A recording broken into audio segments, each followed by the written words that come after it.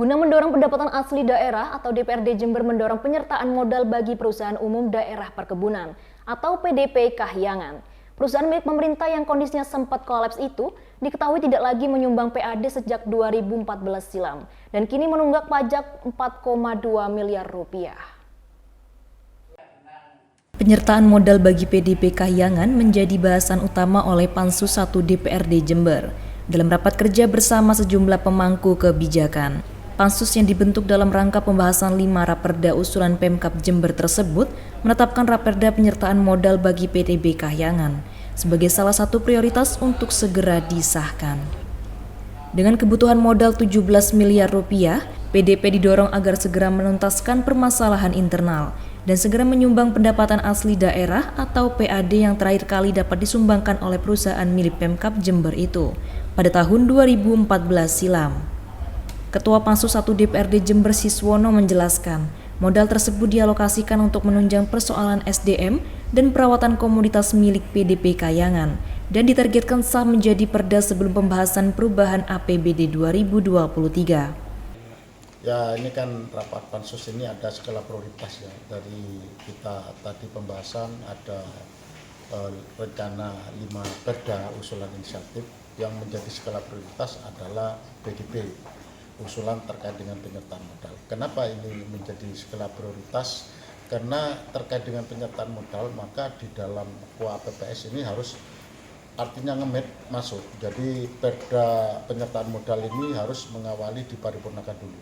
Karena kalau enggak, maka PDP nanti di tahun 2024 ini justru tidak ada penyertaan modal dari pemerintah kabupaten. Karena memang kondisi PDP sejak tahun 2016 itu sudah mulai kolab.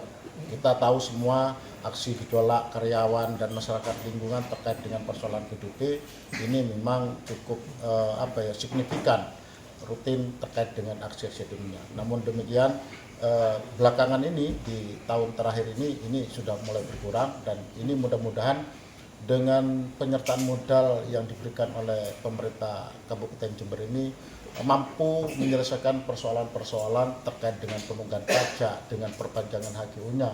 Ini yang terkait dengan pemeliharaan tanaman pokoknya, ini mudah-mudahan mampu memberikan suatu support dan penyegaran kembali kepada PDP, dan harapan kami selaku wakil rakyat dan pemerintah kabupaten tentunya PDP ini mampu menyuplai PAD seperti tahun-tahun di era 90 sampai 2014 seperti itu. Selain persoalan operasional, PDP Kahyangan yang sempat kolaps pada 2016 silam, kini juga diterpa persoalan tunggakan pajak selama 4 tahun sebesar 4,2 miliar rupiah. Direktur Utama PDP Kahyangan Jember Sofyan Sauri berharap adanya penyertaan modal mampu membuat perusahaan dapat kembali normal dan segera menyumbang pendapatan asli daerah. Saya awal masuk Pak, masih komitmen satu ya. Yang begitu kami masuk itu yang kami rubah adalah satu, perbaikan sistem manajemen. Yang kedua, SDM-nya. Yang ketiga ya ini pengusahaan untuk perbaikan penyertaan modal. Dan alhamdulillah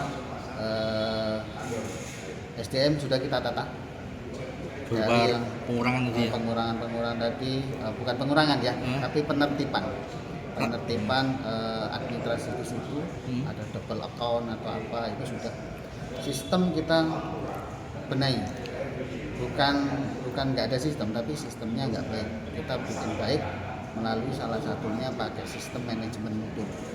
Nah, ini kita alhamdulillah kemarin sudah diaudit ISO step 2, insya Allah kita nanti tunjukkan ISO itu, sertifikat itu pengakuan secara internasional. Yang ketiga ya ini adalah penguatan mengenai dana kita, karena bagaimanapun kita caranya untuk memperbaiki PDP ini tanpa ada dana yang harus diusahakan di situ, saya kira nonsens. Lewat penyertaan modal nantinya PDP Kahyangan bakal merencanakan program jangka panjang dan menengah, serta menargetkan mampu kembali menyumbangkan PAD pada tahun 2027 mendatang. Dari Jember, Jawa Timur, Muhammad Saini, Nasional TV, melaporkan.